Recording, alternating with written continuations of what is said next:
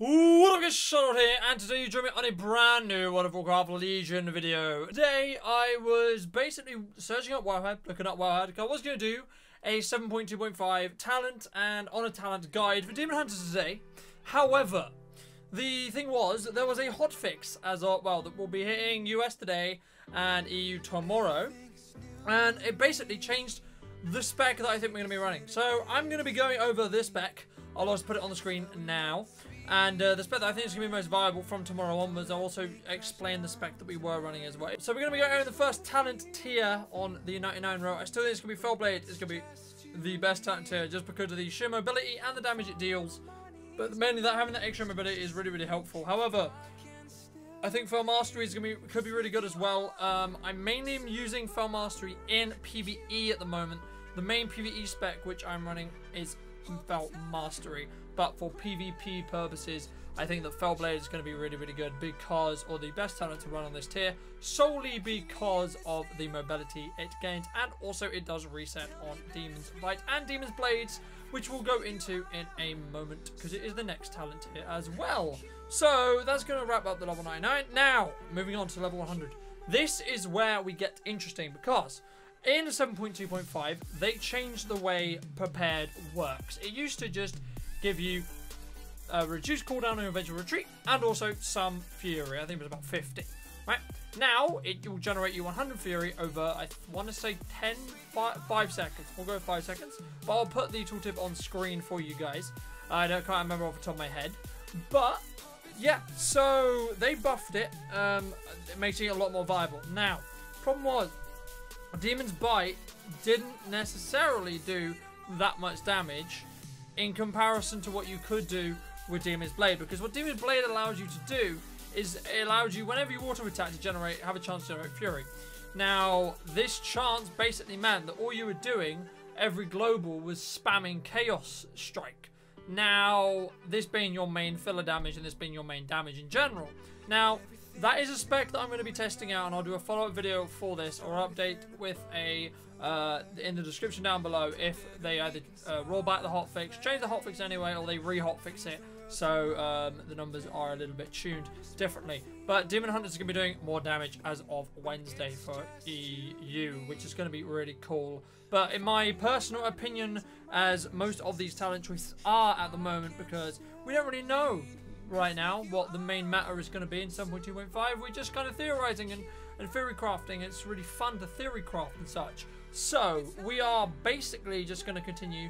I think that prepared is now going to be really, really good, and you can basically run the demon with Demon Bite reset on Fellblade, and then run prepared as well, so you can get those Vengefuls off really, really fast. Gives you more mobility, so they're going to be really, we're going to be really quick as Demon Hunters. We're going to have a Vengeful every 15 seconds, and it generates us 100 fury, which is insanely powerful, and it's going to be really, really awesome for me to try out. Unfortunately, those arenas that I'll be trying those out in may not hit the channel for a week or two, because I've got a lot of footage saved up that I'm going to be editing after I've recorded this video.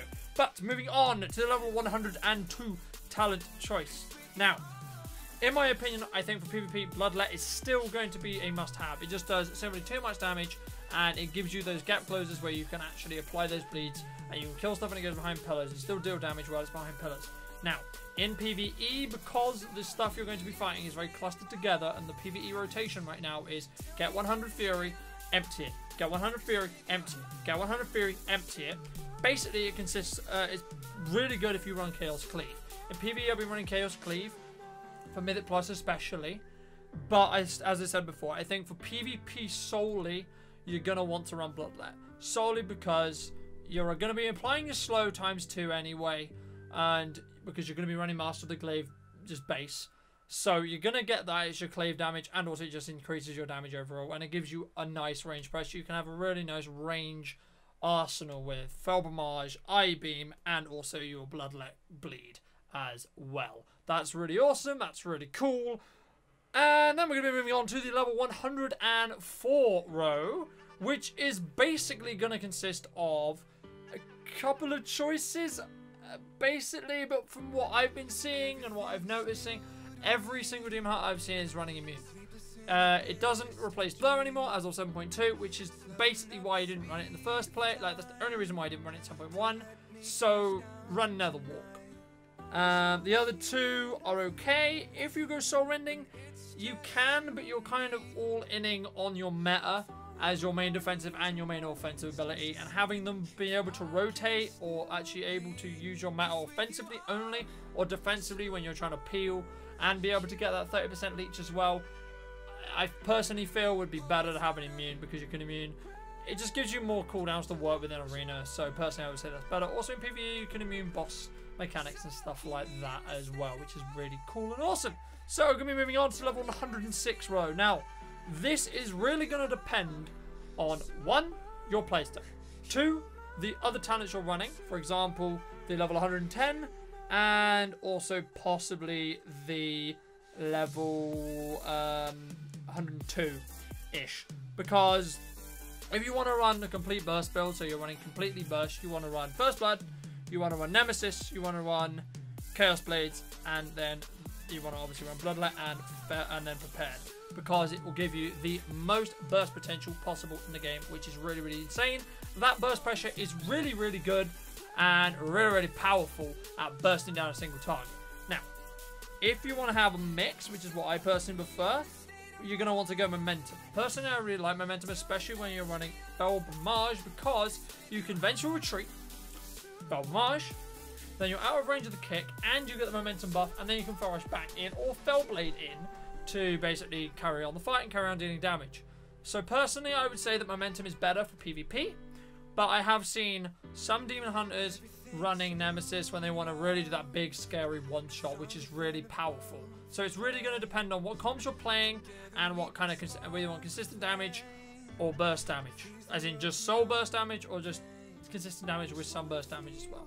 Personally, I prefer I think the consistent damage and the burst damage is slightly better. But if you want to all in on your burst, to go for healer kills, healer switches, and you want to just kind of do it as a kind of more setup comp where you burst, reset, burst, reset, burst, reset, then I would say go Nemesis. They did nerf it in PvP though, so it's not as powerful as it used to be, unfortunately. But with Chaos Blades and meta, still it's going to be really, really strong and allows you to output a lot of damage, especially I think with the Demon's Bite changes. Also, we got a flat increase on damage as well, which is going to be pretty awesome indeed.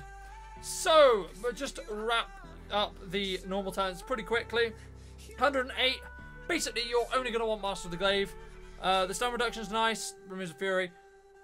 Demon Reborn only triggers where, if this triggered with Dynamic, I could see an interesting spec where you can basically have blow up all the time. I think it'd be really powerful, but unfortunately it doesn't. So it's only when you actually trigger either I'm not sure whether it was with Awakened Demon, don't think it does. It's only when you actually trigger your 2-minute cooldown on Metamorphosis, which is kind of bad. So you're always going to run Master of Glaive, because having slow and also when you're double applying Bloodlet, it's really, really powerful, does a lot of damage. And then obviously you're also going to want to run either Chaos Blades or Fell Barrage, as we sort of talked about before. Now personally, I run a kind of mix in between build, which is like has a lot of burst pressure when it needs it, but it also has a lot of consistent damage as well. So you're basically just a damage tank. You just do tons and tons of damage most of the time. You can get cooldowns with it without even using anything, and you can also offset quite a lot of what you're doing with your Chaos Blade as well, which is really, really awesome to see and really, really fun to play. But you can also play with Fell Barrage against some teams that I know I'm going to be rooted against or kited against. I normally go Fell Barrage as well, which is really cool and awesome. So I will see you guys in just a moment. We're going to be going over the honor talents. What up guys, and welcome back to the next part in this video, which we're going to be talking about the honor talents. So we're going to be jumping straight in. The first row has your trinkets, your adaptation, and your relentless on it. Now, in most cases, you're going to run to if I know how to speak, one of two things. So you need to count the number of CCs above 5 seconds before you actually make the decision. Personally, I don't really like running adaptation. I personally like trinket, because you can choose what you trinket, and then you can choose when it's the best time to give the most results in the game. However, I have seen some Havocs be running adaptation and also relentless, depending. So all of them are viable. It's mainly down to your playstyle. But think about adaptation, right? In my opinion, you should only run it if you know you're going to get 3 or more CC with it. So you've got Hunted Trap, that's big. Hex, that's longer. Mind Control, you've got Hodge, you've got Fear from a warrior, Fear from a priest. So there's 6 just out the board, and then you've got full poly as well. So these are things that adaptation can be. Now against rogues, unless you're going to get them out of stealth, and you know you're going to get them out of stealth, do not run adaptation, because they will just get it with sap. Then they will resap you, and then you'll get full kidney, and then you will not have a way to get out of that if they bomb on you. So just be wary of that. That's why I personally prefer using trinket, because you can choose what you trinket, you can choose whether you need to use it defensively, and you can also still have the option of going trinket and then immune. So that's really, really cool, especially if you're running Nether Walk, as I said. So moving on to the second talent tier. Now I briefly talked about this in a video, which you won't see because I have already recorded this video. I did it before I saw the hotfix, so I'm going to be re-recording this video. We have hardiness, reinforced armor, and sparring. I couldn't think of what it was called. Now the thing is, right, hardiness is not a very good talent, because the likelihood that you're going to be above 80% health at any point in a game is very low, right? So don't run it, right? The only 2 things you're going to run, very simple. If you're fighting melee and you think you're going to be having more trouble with a melee, or it's double melee, you run sparring. If you are fighting a caster, you run reinforced armor. Simple as.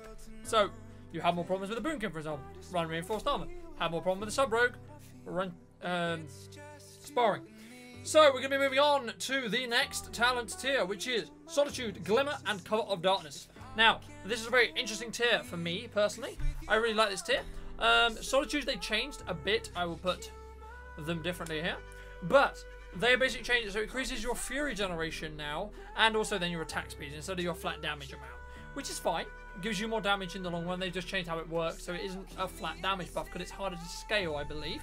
So, basically, I play Frosty K, Monk, Havoc. Right now, a decision we have, and normally a strat we run when we fight a Mistweaver Monk, is I look for an opportunity to switch on that Mistweaver Monk, and at this point in these kind of games, I will always run Solitude, because I will be away from my team. I will always have the buff. You need to think about it this way. If you're playing with a double melee and you're going to be training the same target, do not run it. Run Cover of Darkness. If you think that you are going to be either switching or you're running with a caster, then run Solitude. Solitude is really good and really powerful. The problem is, you need to know how to play with it. You need to let your team know not to stand within 15 yards of you, because if they do, you won't get the buff. Simple as. So, that's a decision you're going to have to make. Now, Cover of Darkness is really, really powerful.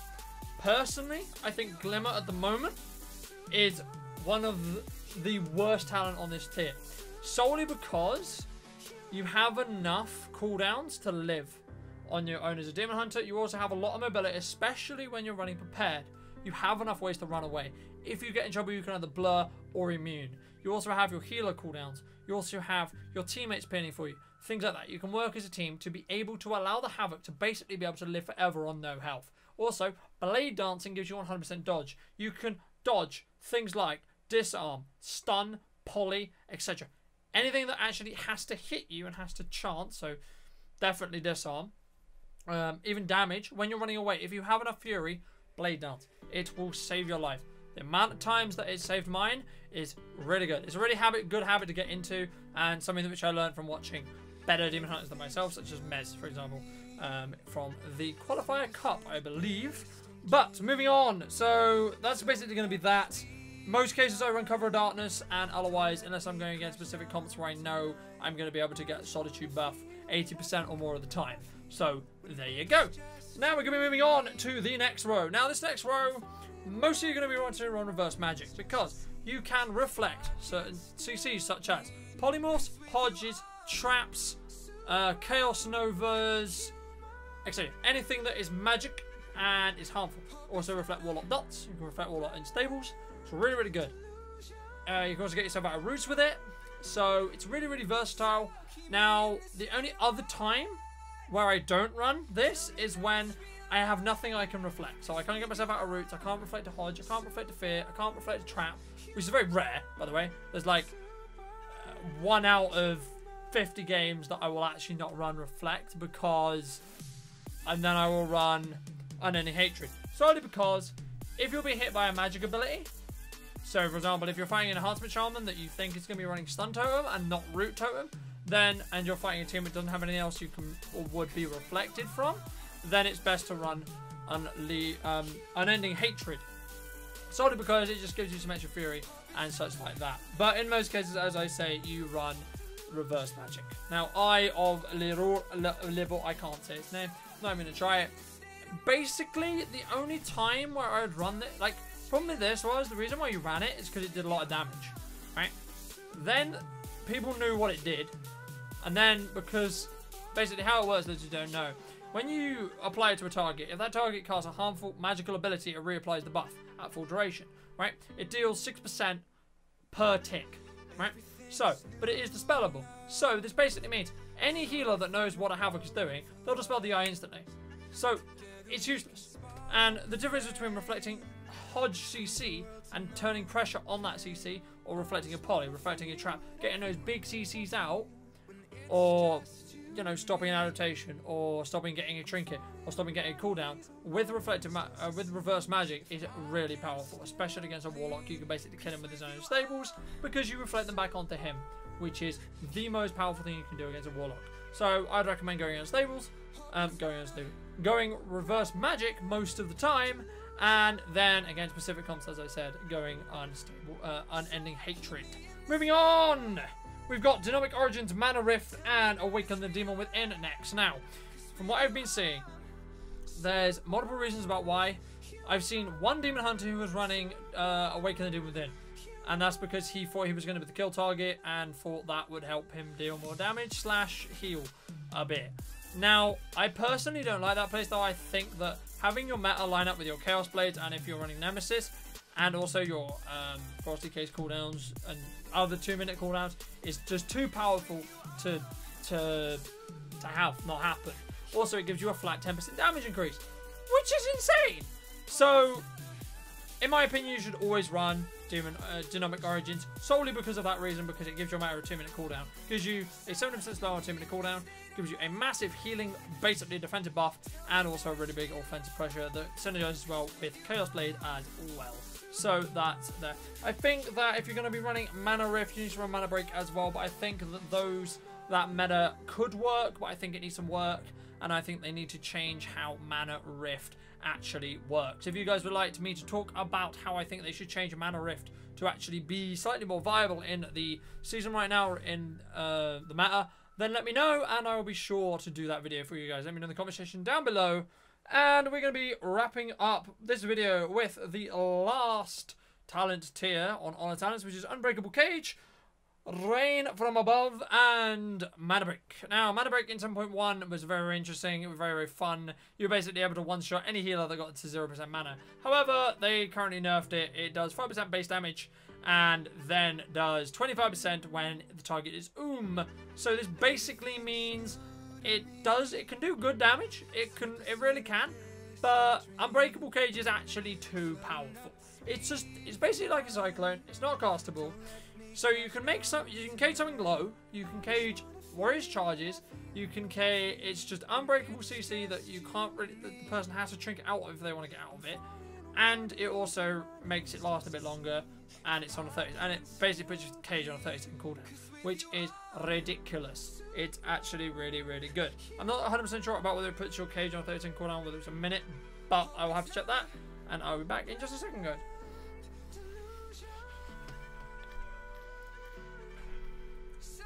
Fuck's sake. Fuck's sake.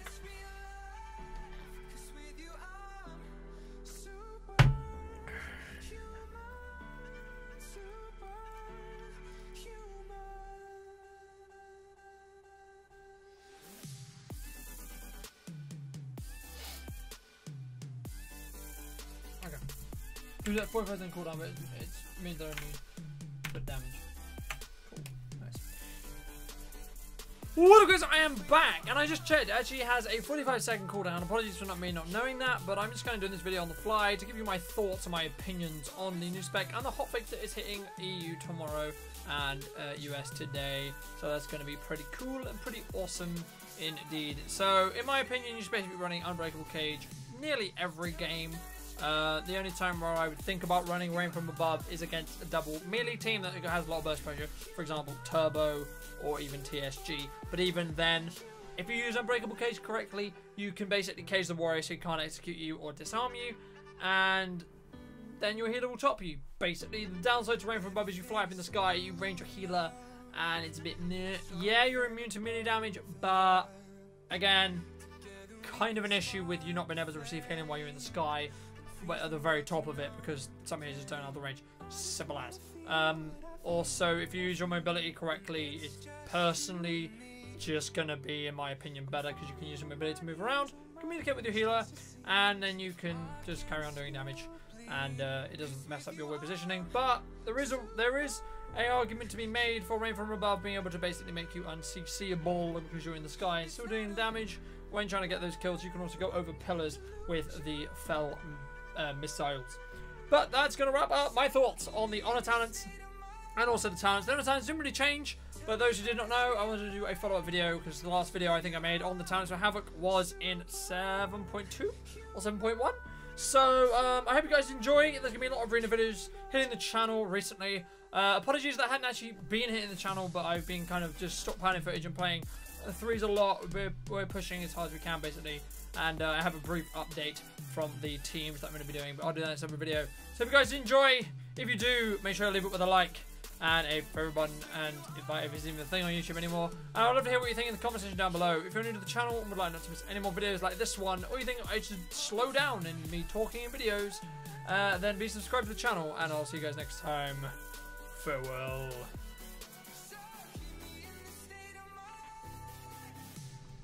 Bye-bye.